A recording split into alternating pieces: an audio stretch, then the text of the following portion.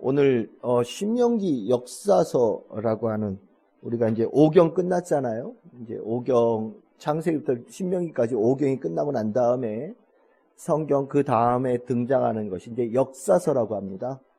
이제 그 5경이 일종의 기본이 되어지는, 하나님 백성답게 살아가야 될 기초가 되어진다면 그 뒤에 이제 과연 그렇게 하나님 말씀대로 살아간 역사, 또 그렇지 못한 역사의 흐름을 쫙 설명해 주는 거예요.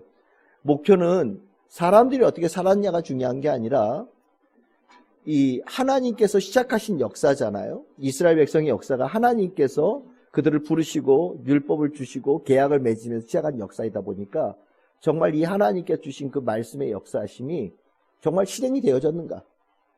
정말로 그 말씀, 그 하신 대로 정말 결과가 그렇게 되어졌느냐?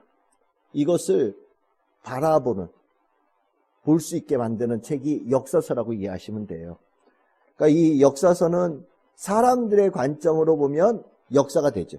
사람의 관점으로 보면. 근데 이것을 하나님의 그 뜻, 하나님의 계획, 하나님의 말씀하심이 이루어진다라고 보면 이것을 다른 명칭으로 보게 되게 예언서라는 개념으로 보게 돼요. 이게 제가 이걸 말씀을 드릴 때는 조금 헷갈릴 수 있지만 우리가 보는 이 성경 있잖아요. 우리가 보는 성경과 히브리어로 되어져 있는 성경, 구약 성경의 순서가 좀 다릅니다. 순서가 다른데 우리는 5경, 그리고 역사서, 시가서, 예언서 순으로 되어 있거든요. 근데 히브리어로 되어져 있는 성경은 앞에 5경, 모세 5경은 똑같은데 그 뒤에가 예언서가 나와요. 그리고 맨 뒤에가 시가서처럼 나올 성문서가 나온단 말이죠. 그래서 히브리어로 되어져 있는 성경의 제일 끝에는 역대기로 끝나요. 역대기로 끝나요. 그래서 우리가 보통 알고 있는 시가서에는 뭐 잠언이나 시편 이런 건 당연히 들어있는 거고요. 룻기나 에스더서, 다니엘서도 다 성문서에 들어갑니다. 히브리어로 되어 있는 성경에는 저 뒤쪽에 들어가요. 에스라, 느헤미야서도 다 뒤쪽에 들어가요. 역대기도 다 뒤에 들어가고, 그러면 그 나머지 책들이 이제 중간에 예언서를 형성하는데, 예언서는 전기 예언서와 후기 예언서로 나눠집니다. 그러면 전기 예언서와 후기 예언서로 나누는 기준이 뭐냐? 책을 봤을 때 예언자의 이름으로 되어져 있는 책, 아모스서, 이사야서 이런 거 다 예언자의 이름으로 되어 있잖아요. 그런 건 후기 예언서라고 얘기를 하고, 예언자들이 등장하긴 하는데 그 책 이름이 예언자의 이름으로 되어지지 않은 책들을 전기 예언서라고 부르거든요. 근데 이 전기 예언서라고 하는 이 책들이 우리가 보는 성경에 뭐가 됐냐면 여호수아, 사사기, 사무엘상하, 열왕기상하가 바로 이 전기 예언서에 속해요. 그러니까 우리가 지금 제가 역사서 얘기할 때 우리가 지금 여호수아, 사사기, 룻기, 사무엘상하, 열왕기상하, 에스라, 느헤미야, 역대상하 이렇게 가잖아요, 그렇죠? 예? 이런 책들을 우리가 역사서라고 하는데 그 중에 앞에 부분 여호수아서부터 열왕기까지를 우리는 역사서라고 부르는데 히브리어로 되어져 있는 성경에서 뭐라고 불러요? 전기 예언서라고 부른단 말이에요. 그러니까 우리가 역사서로 보면 거기에 등장하는 인물들이 중요한 인물로 보이지만 이걸 예언서라는 관점으로 보면 이거는 사람들이 어떻게 살았느냐에 관한 역사로 보는 것이 아니라 이 안에 하나님께 정말 모세에게 주신 말씀이 정말 실행되어졌느냐, 하나님의 뜻대로 정말 그것이 그렇게 평가가 되어지고 결론이 되어지고 정말 복 주신다고 할 때 정말 복이 임했고 심판이 징계가 있다고 할 때 정말 징계가 임했느냐, 이런 관점으로 성경을 볼 수 있게끔 만들어준단 말이죠. 그래서 역사서로 보느냐 예언서로 보느냐에 따라서 조금 성격이 좀 달라지긴 해요. 근데 이제 우리가 오늘 이제 우리는 우리 성경 순서로 볼 거니까 우리가 이제 이번 시간에 다룰 거는 역사서를 이제 앞으로 다룰 거란 말이죠. 역사서. 그러면 성경에 역사서는 우리가 가진 성경에 역사서가 2개가 있어요. 첫 번째는 신명기 역사서라고 하는 역사책이 있고요. 또 하나는 역대기 역사서라는 책이 있어요. 그러니까 우리 구약 성경에는 역사책이 2권이 있다라고 보시면 돼요. 우린 여러 가지 이름들로 쭉 나눠져 있지만 이거를 하나의 이걸 하나의 글쓴이라고 보통 얘기하니까 하나의 사가라고 얘기를 해요. 역사가가, 어떤 역사가 집단이, 어떤 우리가 알지 못하는 어떤 사람들이 어떤 하나의 신학적인 관점을 가지고 이 역사책을 만들었다, 썼다는 거예요. 근데 그게 성경에 2권이 남아있다는 거예요. 하나는 뭐라고요? 신명기 역사서. 두 번째는 뭐라고요? 역대기 역사서. 그러면 신명기 역사서는 무엇을 기준으로 썼을까? 벌써 이름이 딱 나오죠. 그렇죠? 신명기를 기준으로 신명기에서 말씀하신 그 내용대로 정말 됐느냐? 라는 그 눈으로 역사를 쓴 책이 신명기 역사서. 두 번째는 그 외 역대기에 나와 있는 그 관점. 역대기에 있는 관점을 가지고 역사를 서술한 책 역대기와 에스라 느헤미야서가 보통 역대기 역사서. 그래서 같은 시대를 다루고 있는 중첩되어지는 부분이 있어요. 신명기 역사서와 역대기 역사서가 중첩되어져 있는 역사 시기를 다루는 부분이 있는데 그 역사를 바라보는 관점이 다르다 보니까 글 쓰는 스타일이 완전히 다르고요. 해석에 관한 관점도 완전히 다르고요. 바라보는 관점도 달라요.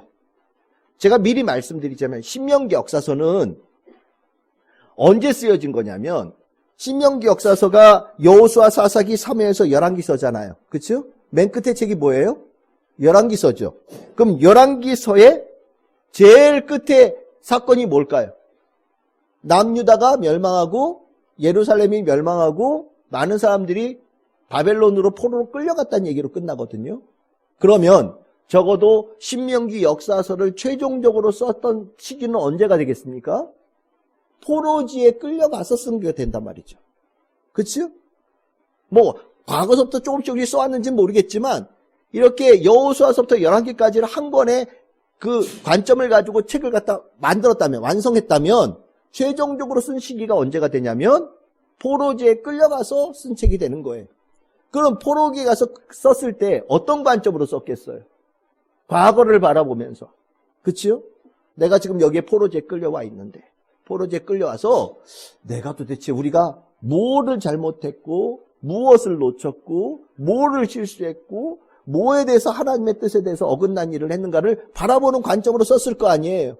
그러니까 신명기 역사서는 관점이 어떠냐면 과거를 바라보는 거예요. 내가 쓰는 시점에서 역사를, 과거를 되돌아보면서 과거의 우리의 과오를 적는 거예요. 그러다 보니까 주된 관점이 그 뉘앙스가 색깔이 어떤 쪽으로 가냐면 잘못에 대한 관점이 주로 나오고요. 그렇죠? 거기에 또 뭐가 요구가 되겠어요? 회개가 요구가 돼요. 내용이 신명기 역사서 안에 중요한 색깔이란 말이에요. 반면에 역대기 역사서는 좀 달라요. 역대기 역사서는 과거에 대한 얘기도 쭉 썼는데 에스라, 느헤미야까지 쭉 이어가잖아요. 느헤미야 시대가 어떤 시대입니까? 포로지에서 돌아와서, 그렇죠? 포로지에서 돌아와서 없어졌던 성전을 다시 짓는, 두 번째 성전을 짓는 시기가 되어지고 이스라엘 백성들이 다시 시작되어지는, 아무것도 없는 상태에서 다시 시작되어지는 그런 시기잖아요. 그렇죠? 신명기 역사서는 포로지에 끌려가서 아주 고생이 아주 진탕하고 있는 그 시점에서 쓴 거고, 역대기 역사서는 그 고생했던 시기에서 좀 벗어나서 다시 가나안 땅으로 돌아왔는데 빈털터리긴 하지만 뭔가 기대감을 가지고 이제 살아가는 시기가 됐단 말이죠. 그래서 역대기 역사서는 과거의 역사를 보지만 이 역사에서 뭘 보냐면 반짝반짝 빛나는 거, 잘했던 거, 또 잘 될 수 있는 거, 우리가 회복되어질 가장 아름다운 시기를 중점적으로 포인트를 둬서 쓴단 말이에요. 그래서 역대기 역사서에서 가장 중요한 인물로 보는 사람이 누구냐? 다윗과 솔로몬이에요. 왜? 다윗과 솔로몬 때가 제일 잘 살았던, 그리고 성전을 짓는 데 힘을 다 쏟았던 두 왕이잖아요. 우리가 지금 포로지에서 끌려와서 아무것도 없는 상태지만 우리가 딱 잘한 게 하나 있어. 그게 뭐냐? 성전을 지었어. 초라하지만 성전을 다시 지었어. 그리고 아주 빈약하지만 예루살렘 성을 다시 수축했어. 시작이야. 근데 우리가 이렇게 힘을 쏟았으니 첫 번째 성전을 지을 때 다윗과 솔로몬에게 하나님께 주셨던 축복이 우리에게도 다시 일어날 수 있다. 우리가 그러한 하나님께 회복받고 영광스러운 이스라엘 백성으로 다시 돌아설 수 있다라는 그 관점으로 역사를 쓴 거예요. 그러니까 이거는 역사를 썼지만 실질적으로는 미래를 향한 책을 쓴 거죠. 제가 지금 한 얘기 이해가 되시죠? 신명기 역사서는 여호수아서부터 열왕기까지를 쭉 썼는데 관점이 어떠냐? 과거를 바라보면서 잘못했던 거, 우리가 부족했던 거 회개하는 마음으로 쓴 책이 신명기 역사서.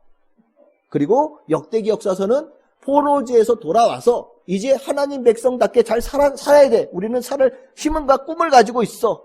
그러면 어떻게 하면 되겠냐? 과거에 하나님께서 제일 축복해 주셨던 사람 다윗과 솔로몬 때의 영광을 우리가 회복할 수 있어.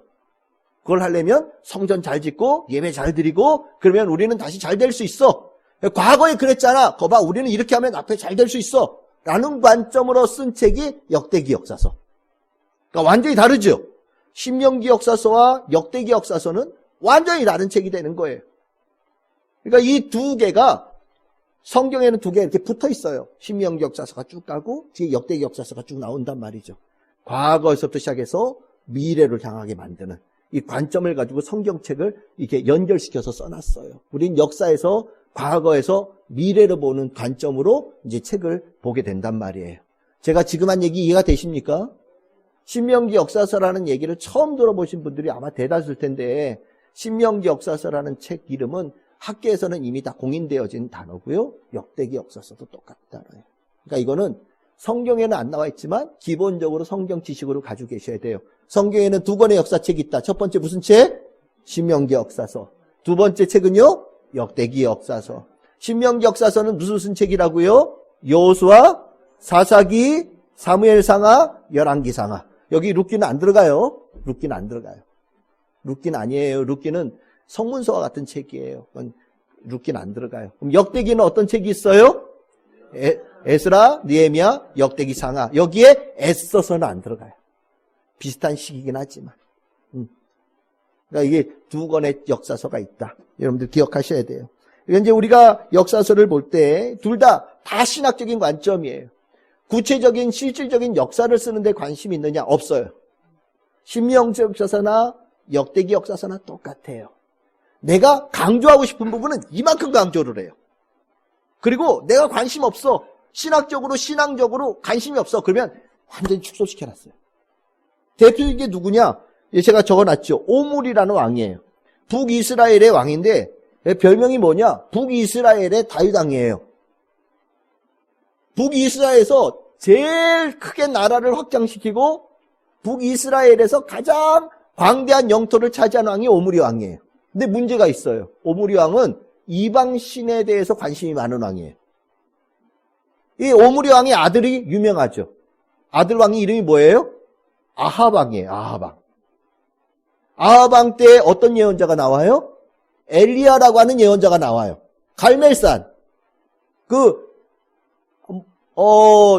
이방신들을 섬기는 사람들이 바글바글바글하고 갈멜산에서 싸우잖아요. 그 북이스라엘을 하나님 믿는 사람들을 다 쫓아내고 이방신을 섬기는 신으로 국교를 바꾸려고 했던 왕이 누구냐? 오므리 왕이에요. 그리고 그 왕의 계보를 이어서 아합 왕이 그것을 갖다 쭉 이어갔단 말이죠. 그러니까 신앙적으로는 꽝이에요. 오므리 왕은. 볼 게 아무것도 없어. 그러다 보니까 정말 많은 정복 전쟁을 해서 많은 영토를 확장시킨 왕임에도 불구하고 성경에서는 몇 절로 끝내냐면 6절로 끝내요. 오므리가 왕이 됐다? 오므리가 이렇게 다 다스리고 끝났다. 6절로 땡. 예. 아마 정치적으로 쓴다면 굉장히 많은 얘기를 써야 되겠지만 별 관심을 두지 않아요. 뭘 알 수 있느냐? 객관적인 역사를 쓰는데 관심이 없었다라는 거예요. 그러면 성경에는 객관적인 역사를 보기를 원하는 사람은 다른 거 봐라. 그런 참고 자료는 널렸다라고 성경에 기록되어져 있어요. 그게 이제 성경을 보시면 열왕기사 16장 27절에 보시면 이스라엘 왕 역대 지략이라고 하는 책이 있다. 만약에 이 왕이 어떻게 했는지를 알고 싶으면 그 책 읽어라. 참고 문헌 적어놓은 거란 말이죠. 왕상 22장 45절에 보시면 유다 왕에 대한 이야기들도 책이 있다. 그 책 이름이 뭐냐? 유다 왕 역대 지략이 하는 책이 있다. 그러니까 우리가 알고 싶어하는 역사적인 내용들, 그거 알고 싶은 사람이 있으면 그 책 읽어라 라고 얘기를 하는 거예요.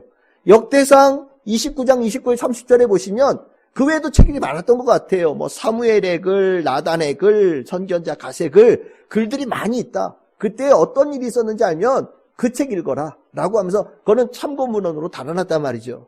근데 문제는 이 책이 남아있어요? 안 남아있어요? 하나도 안 남아있어요. 남아있으면 너무너무 좋겠는데, 마치 우리나라의 조선실록처럼 그 왕이 1년에 뭐하고 2년에 뭐하고 쭉 적어놓은 책들이 있었는데 다 소실되고 없단 말이죠. 그러니까 우리에게 있는 역사적인 제일 중요한 자료가 성경책에 있는 이 글들이다 보니까 우리는 이걸 기반으로 역사를 어쨌든 풀어내고 알아내려고 노력을 하는데, 어쨌든 우리가 성경을 보면서 역사적인 객관적인 사실을 보려고 노력하면서 성경을 보는 거는 성경을 쓴 의도하고 안 맞는 거라는 거예요. 이해가 되십니까? 꼭 이해하셔야 돼요. 여러분들이 성경을 역사책이라고 자꾸 생각하는 사람들이 있어요. 우리가 객관적으로 생각하는 우리 시대의 역사. 여긴 거기에 관심 없어요. 하나님의 뜻, 하나님의 계획, 하나님의 주관하심, 정말 그 신앙대로 살 때 어떤 복이 있느냐, 어떤 징계가 임했느냐, 이거에 관심이 있어요. 이거 말고는 딴 거에 관심 아무것도 없어요. 그래서 이제 우리가 신명기 역사서의 내용을 보면, 신명기서에 이렇게 있는데, 신명기 역사서는 역사를 이제 평가를 하는데, 지난 시간에 말씀드렸듯이 평가의 기준을 어디서 찾느냐? 신명기에서 찾아요. 신명기에서 모세가 이스라엘 백성들에게 했던 설교. 너희들이 이렇게 살아야 된다. 이건 반드시 지켜야 된다. 이것이 너희들이 앞으로 살아가야 될 중요한 지침이다. 어기면 안 된다. 라고 했던 이것을 가지고, 그때는 모세가 설교할 때는 뭐 어떤 사람은 아멘이라고 받아들이는 사람도 있지만, 뭐 제가 설교할 때도 똑같잖아요. 목사님 설교하면 어떤 사람은 겪어본 사람은 알아요. 사랑하는 사람이 기도합니다. 이 겪어본 사람은 알아요. 근데 아직 참 사랑을 몰라. 기도 안 해봤어. 그럼 그 소리가 뭔 소리인지 잘 모른단 말이죠. 그러다 보니까 그때는 그냥 귓등으로 듣는 거예요. 그런데 시간이 지나고 나서 보니까 그 말대로 정말 되는 거예요. 정말 하나님 말씀이 하나도 땅에 떨어지지 아니하고, 그럴 때는 이렇게 되고 이럴 때는 이렇게 된다고 하는 말씀이 정확하게 딱 맞아 떨어진다는 것을 경험하게 되는 거예요. 그리고 나서야 비로소 이 모세가 했던 설교의 가치가 이제 눈에 들어오기 시작하는 거거든요. 그러면서 모세의 설교에서 포인트를 보는 거예요. 그래서 거기에 보시면 이 포인트의 중요한 관점이 뭐냐면 신앙의 순수성. 예? 너희들 신앙 순수해야 돼. 우리 지난주에 했었죠, 그렇죠? 예배 다니라. 뭐 이방 사람들하고 뭐 결혼하면 안 된다 이런 말들, 그렇죠? 토라 잘 지켜야 된다, 순종해야 된다 이런 말씀들 모세가 쫙 설교했단 말이죠. 근데 정말 그러면은 복 받고 그거 어기면은 복 못 받을까? 궁금했던 사람들이 역사를 이 관점을 가지고 쭉 봤더니 정말 그렇더라. 정말 신기하게 그렇더라. 딱 맞아 떨어지더라. 라는 내용으로 밝혀졌다. 그래서 쓴 책이 뭐냐? 신명기 역사서라는 거예요. 신명기의 모세의 가르침대로 했을 때 복받았던 이스라엘, 그 가르침을 업신여겼을 때 징계받고 벌받고 심판받았던 이스라엘 백성. 이 관점으로 본 것이 이 신명기 역사서다. 그래서 신명기 역사서에는요, 반복되는 구조가 있어요. 신명기 역사서에는 아주 뚜렷하게, 아주 명확하게 딱 나오는 그 구조가 있어요. 제일 밑에 빨간색으로 된 거 있죠. 4단 구조라고 그래요. 죄, 징벌, 회개, 구원. 계속 반복해서 돌아가더라는 거예요.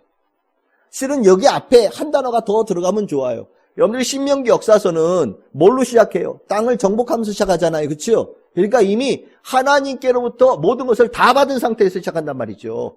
충만한 상태에서 시작돼요. 그러니까 앞에가 평안한 상태예요. 하나님께 복받은 상태에서 시작하는 거예요. 출발점이. 네? 하나님께로부터 하나님은 약속 다 지켜서 축복을 받았는데 하나님 말씀 우습게 여겼어요. 받고 난 다음에 배가 이렇게 불러가지고 하나님 말씀 귀에 안 들어오고 교만해져가지고 지 맘대로 살고 고집대로 살고 막 이런 일이 벌어졌다는 걸 이제 죄예요. 죄를 짓는 일이 난다는 거예요. 그럼 하나님은 그 죄에 대해서 반드시 반응하신다라는 거예요. 신명기 역사사가 봤더니 그렇다는 거예요. 죄 지으면 좀 하나님 좀 한번 눈도 한번 좀 감아주시고 그러면 얼마나 좋아. 하나님 그렇지 분이 아니라는 거예요. 죄 지었을 때 하나님이 거기에 대해서 반드시 반응하시더라. 왜? 모세에게 주신 말씀에 그게 있었으니까. 정말 반드시 반응. 그게 이제 징계가 되는 거예요. 그럼 우리가 징계가 징벌을 받으면 심판받아서 끝난 거잖아요. 그러면 이제 역사가 이어질 이유가 없는데 한 가지 더 보게 되는 게 뭐냐? 그때 이제 모세의 책을 신명기 책을 읽으면서 다시 한번 그 책을 지난번에 말씀드렸죠. 다시 꼼꼼하게 읽는 거예요. 내가 뭘 잘못했는지. 그랬더니 이거구나.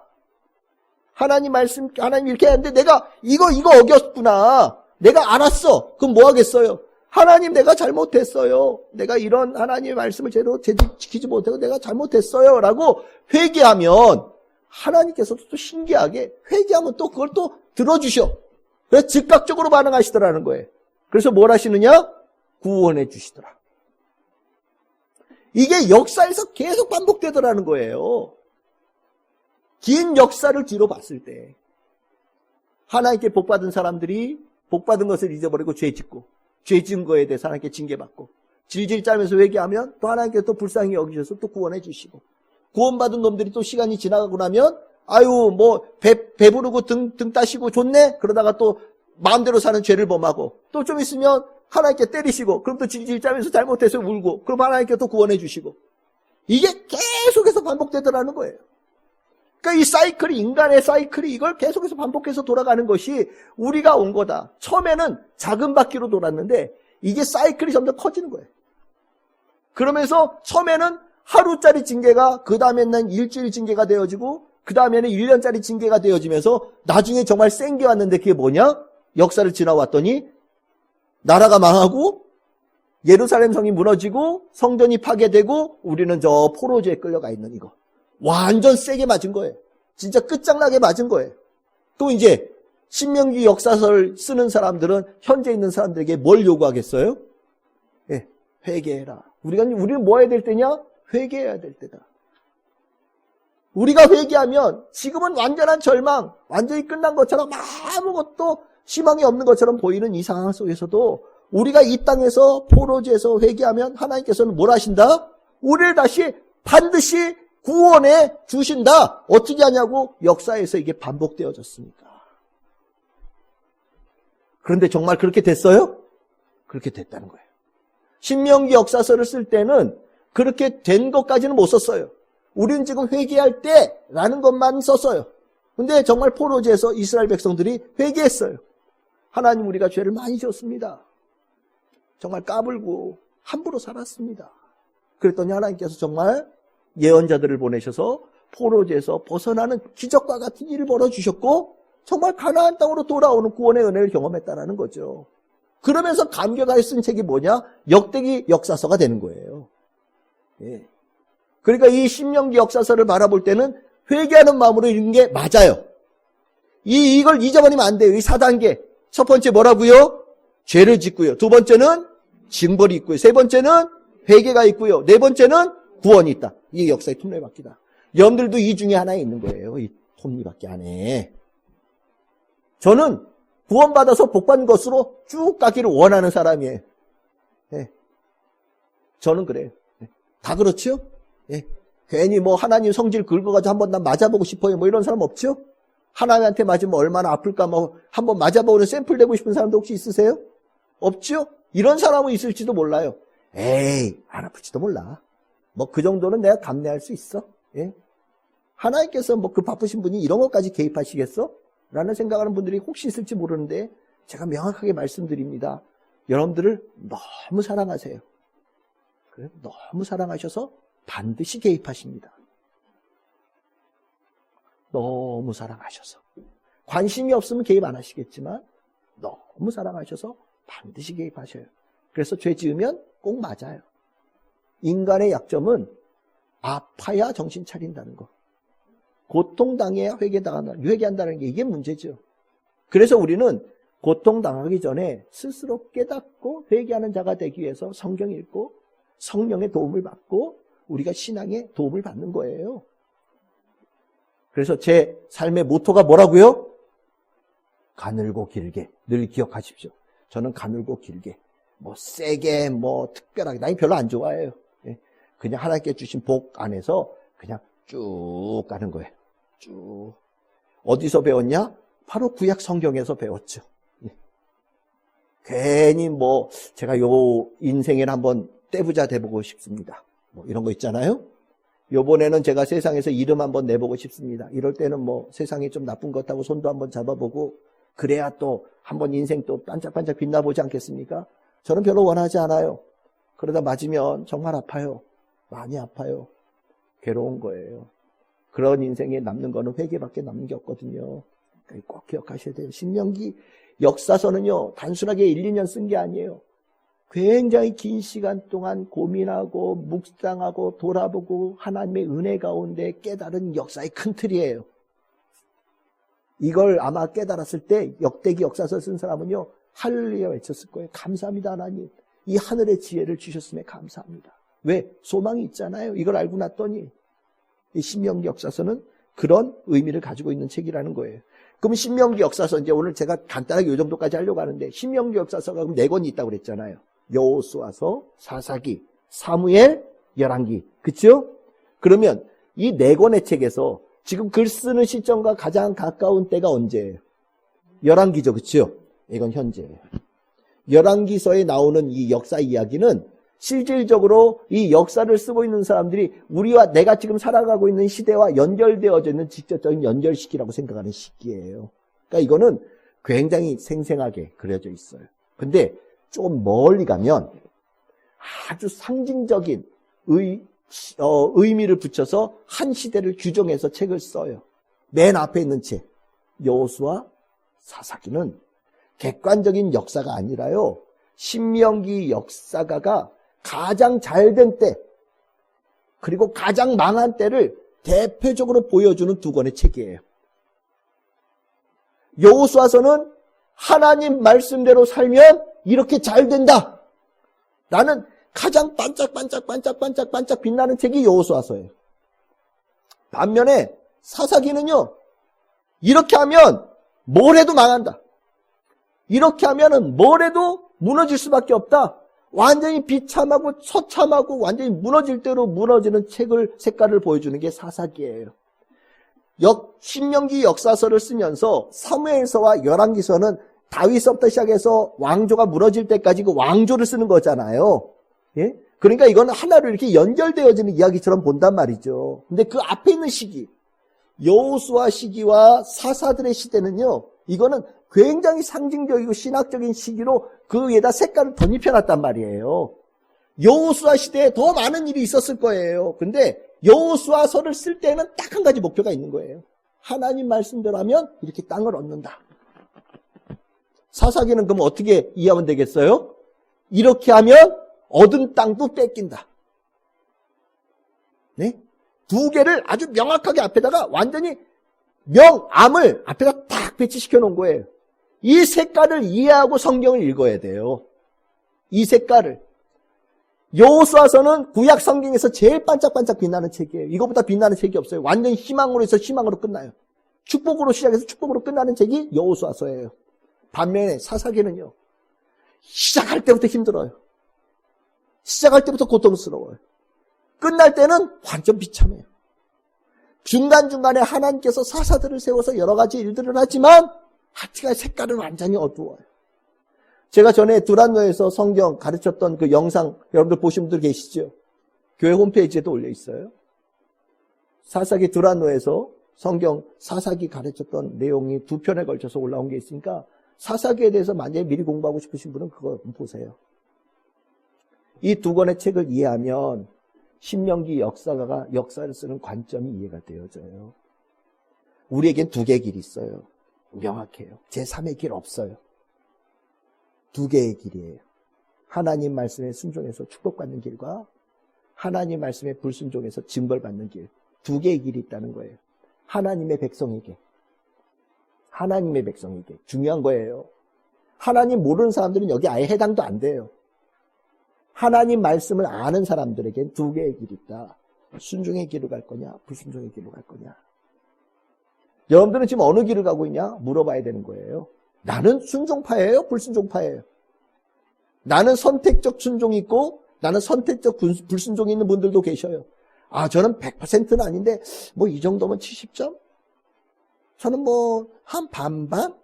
그럼 뭐 잘못하는 건 많은데 잘하고 있는 부분도 좀 있잖아요? 그건 하나님께서 그것을 순종이라고 여기시냐 불순종을 여기시냐 잘 생각해 보셔야 돼요. 성경에서는 온전한 순종이 아니면 순종으로 여기질 않아요. 여러분들 하나님 말씀 알고 있잖아요. 신명기 역사서를 볼 때는 허투루 볼 수가 없어요. 왜냐하면 굉장히 직접적인 얘기거든요. 나는 그럼 어느 쪽에 서 있는 사람이지? 예를 들어서 다윗과 사울이 있어요. 사울 왕이 있고 다윗 왕이 있어요. 나는 누구 편에 가까운가? 봐야 되는 거예요. 난 다윗 쪽인가? 나는 사울 쪽인가? 아니, 다윗만 보더라도 하나님께서 다윗에게 축복하셨던 전반기에 다윗이 있었죠. 근데 후반기에 다윗은 완전히 무너지거든요. 신명기 역사서는요, 적나라예요. 역대기 역사서는 잘못된 건 아예 안 적었어요. 다윗 솔로몬의 잘못되어진 걸 완전히 삭제해버렸거든요. 그런데 신명기 역사서는 있는 그대로 적었어요. 죄진 것도 그대로 적었어요. 묻는 거예요.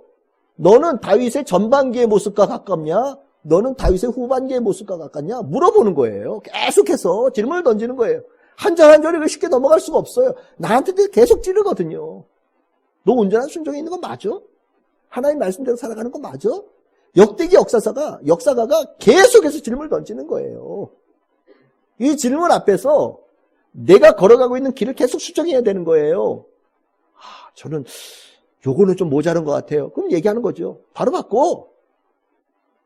지금 내가 눈앞에 와 있어.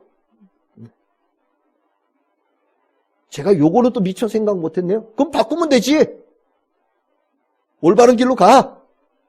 역대기 역사가 계속해서 여러분들에게 말씀하는 거예요. 이걸 들으면서 성경을 읽어야 역대기 역사서를 제대로 읽을 수 있는 거다. 그러니까 우리가 앞으로 여호수아서부터 열왕기서까지의 다룰 책은 굉장히 가슴 아프게 읽어야 되는 책이에요. 나를 더 회개하면서, 회개하는 마음으로. 그럴 각오로 성경을 읽으시기를 바라요. 이게 성경에 우리가 앞으로 다룰 신명기 역사서의 내용입니다. 오늘 제가 여기까지 오늘 성경 공부 마치도록 하겠습니다.